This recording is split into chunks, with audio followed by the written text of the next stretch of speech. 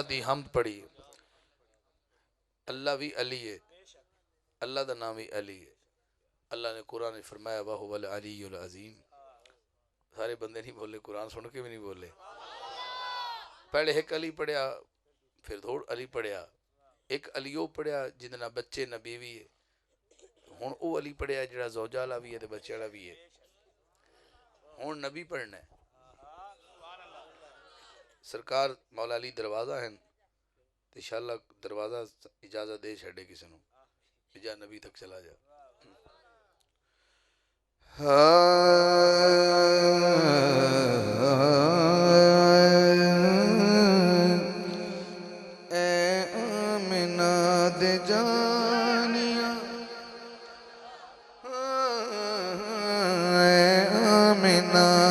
जानिया तेरे नाल दात कोई नहीं।